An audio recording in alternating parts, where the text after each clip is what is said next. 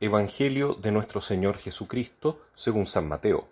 Gloria a ti, Señor. Jesús dijo a la multitud y a sus discípulos: Los escribas y fariseos ocupan la cátedra de Moisés. Ustedes hagan y cumplan todo lo que ellos les digan, pero no se guíen por sus obras, porque no hacen lo que dicen. Atan pesadas cargas y las ponen sobre los hombros de los demás, mientras que ellos no quieren moverlas ni siquiera con el dedo. Todo lo hacen para que los vean. Agrandan las filacterias y alargan los flecos de sus mantos. Les gusta ocupar los primeros puestos en los banquetes y los primeros asientos en las sinagogas, ser saludados en las plazas y oírse llamar mi maestro por la gente. En cuanto a ustedes, no se hagan llamar maestro, porque no tienen más que un maestro y todos ustedes son hermanos. A nadie en el mundo llamen Padre, porque no tienen sino uno, el Padre Celestial. No se dejen llamar tampoco doctores, porque solo tienen un doctor, que es el Mesías. Que el más grande de entre ustedes se haga servidor de los otros, porque el que se ensalza será humillado, y el que se humilla será ensalzado. Palabra del Señor. Gloria y honor a ti, Señor Jesús. Hoy Jesús nos advierte acerca del peligro de la predicación. Si bien es cierto que es necesario escuchar el mensaje de Dios, y este es el primer encargo que Jesús le hace a sus apóstoles en el momento del envío más importante antes de subir al cielo, cuando les dice: vayan, discípulos míos, vayan, apóstoles, por todo el mundo y comuniquen la buena noticia, prediquen el Evangelio. Esa es, sin duda, la primera llamada que tiene la Iglesia a través de los apóstoles y de los miembros principalmente de la jerarquía. Sin embargo, Jesús hace una gran advertencia al pueblo cristiano, al pueblo fiel, porque ya en su época, en que la religión judía era el factor predominante de la cultura, ya que los fariseos y también los saduceos, los doctores de la ley, los sacerdotes del templo, eran no solamente los encargados de el aspecto religioso, sino también de indicar y crear corrientes de opinión y de tradiciones humanas, incluso en todos los ámbitos de la cultura, en la política, en la economía, en la forma de relacionarse en la sociedad, en la familia, etc. Entonces tenían un poder muy, muy grande. Y Jesús advierte que ese tipo de poder muchas veces puede estar reñido con el verdadero sentido que tiene el reinado de Cristo. Porque Jesús no vino a utilizar el poder para hacerse servir, sino para servir. Servir al prójimo, servir especialmente a los más pobres, a los más necesitados. Entonces, a veces la predicación, el poder de la palabra, se puede utilizar como un medio para servirse a sí mismo o a los propios intereses creados o a los intereses de un grupo.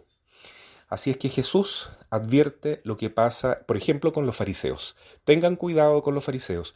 Ellos ocupan la cátedra de Moisés, es decir, tienen autoridad para enseñar la palabra de Dios en nombre de Moisés. Son los continuadores de la enseñanza según Moisés, pero cometen un grave error, porque no practican lo que dicen. Solamente imponen cargas a los demás, dice Jesús. Son verdaderamente, como se dice en forma popular, el cura gatica que predica y no practica. Y ante esa hipocresía hay que tener mucho cuidado.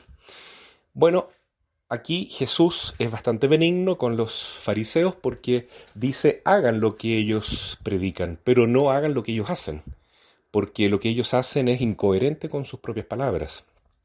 Es benigno, creo yo, con los fariseos porque al menos dice que lo que dicen está bien. Esto se puede referir dentro de la Iglesia a todos aquellos pastores, sacerdotes, diáconos, obispos, papas, que han transmitido correctamente el magisterio, la tradición, la doctrina de la Iglesia, de acuerdo a las enseñanzas de la Biblia, del Evangelio, pero que muchas veces no son coherentes con su calidad de misioneros, porque buscan un estatus propio, una promoción propia, buscan servirse a sí mismos. Y por eso muchas veces no viven la fe profundamente, porque están buscando un puesto y no tanto servir a Cristo, servir al prójimo, servir para la gloria de Dios y la salvación de las almas. Entonces hay que tener cuidado. Sin embargo, no porque veamos muchos malos ejemplos en la iglesia, vamos a decir que todo está mal. Por ejemplo, yo conocí cuando era joven al padre Karadima, que hoy está condenado por la iglesia, y muchas veces asistí a su predicación. ¿Qué decía el padre Karadima en la iglesia del Bosque? Decía que hay que amar mucho el Santo Rosario, hay que amar mucho al Santo Padre y hay que amar mucho la Santa Eucaristía. Y siempre repetía lo mismo, lo mismo, lo mismo. Sin embargo, era como este caso, porque si la iglesia lo ha condenado, quiere decir que él predicaba algo y practicaba lo contrario. ¿Quiere decir eso que era un error lo que decía el padre Fernando Karadima? No, lo que él predicaba estaba bien. Es como los fariseos de la época de Jesús. Hay que hacer, por tanto, lo que ellos dicen, en la medida que no contradice el Evangelio ni las enseñanzas propias de la Iglesia. Pero cuidado con seguir los malos ejemplos. Gracias a Dios, en la Iglesia tenemos también ejemplos de santos que no solamente han predicado con la palabra, sino también y fundamentalmente con el ejemplo, e incluso algunos que han hablado muy poco, pero que han sido grandes ejemplos de sabiduría. El principal de todos para mí es San José, ya que estamos hablando del año de San José, un gran maestro, un gran padre, un gran doctor que nos habla desde su silencio servicial, desde, como dice el Papa Francisco, su valentía creadora, como padre adoptivo de Cristo, esposo celoso de María sin haberla tocado nunca, la protegió, la amó, la sirvió como a su reina y su legítima esposa.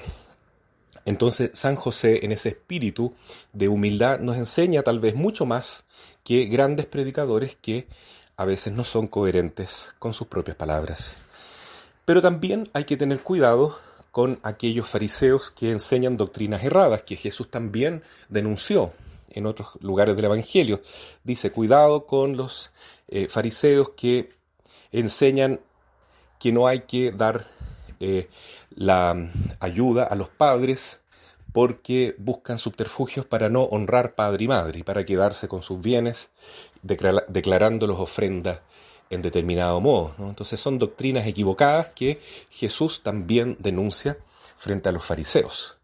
También en la iglesia hay pastores que enseñan cosas erradas, cosas equivocadas, como recientemente el mayor de todos los obispos, encargado de la conferencia episcopal alemana, que está enseñando muchas cosas que están en contra del magisterio y de la enseñanza oficial de la iglesia.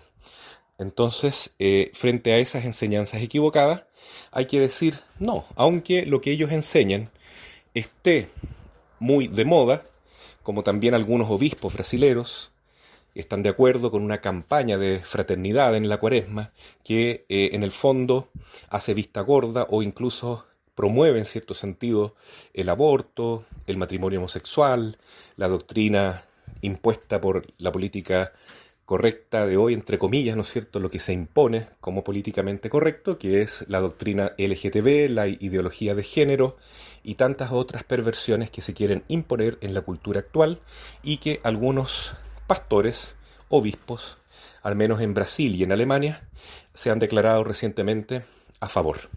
Entonces es una pena ver que hay hermanos nuestros que tenían la misión de predicar a Cristo, evangelizar con la palabra de Dios, y están predicándose a sí mismos y están predicando para quedar bien con el mundo, con las categorías que hoy el demonio está imponiendo en la sociedad. Así es que hay que tener mucho cuidado con cualquier tipo de predicación que se dé en la iglesia. Hoy hay que distinguir bien dónde están los verdaderos pastores de aquellos que son lobos vestidos con piel de oveja. Particularmente, creo yo, que aquellos que todavía profesan la doctrina de la teología de la liberación, que fue condenada por San Juan Pablo II, son lobos vestidos con piel de oveja, porque predican una doctrina marxista encubierta con cristianismo y que en el fondo es un gran ateísmo. Entonces eso es muy muy peligroso y hay que denunciarlo claramente porque induce a los fieles a la confusión. Distinto es cuando uno ve a un ateo declarado que predica su odio contra la Iglesia Católica, como Richard Dawkins, que fue recientemente entrevistado por un periodista chileno y que decía claramente: yo soy ateo con orgullo y lo único que deseo, o lo que más deseo al menos, es ver la destrucción y la muerte total de la Iglesia Católica. ¿Por qué hablo de la Iglesia Católica y no de otras religiones?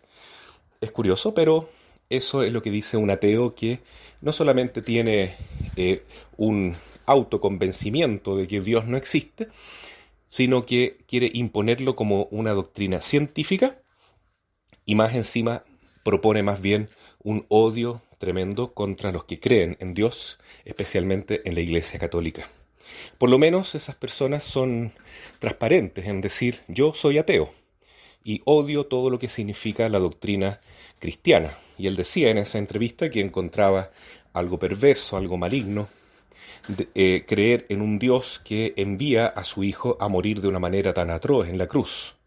Bueno, pero ese es el pensamiento del demonio, claramente. Satanás, que está en contra de la Iglesia y que quiere verla destruida. Pero Jesús, sabemos, enseñó que el poder del infierno no la podrá vencer.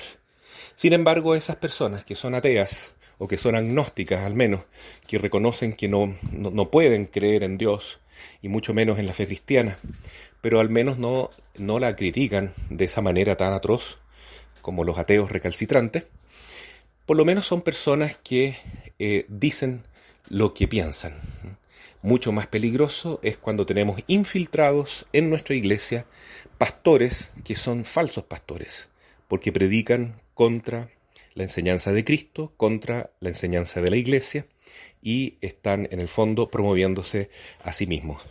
El tiempo irá a mostrar que realmente ellos no fueron un aporte a la fe cristiana, sino que hicieron sucumbir y caer a muchos, lamentablemente.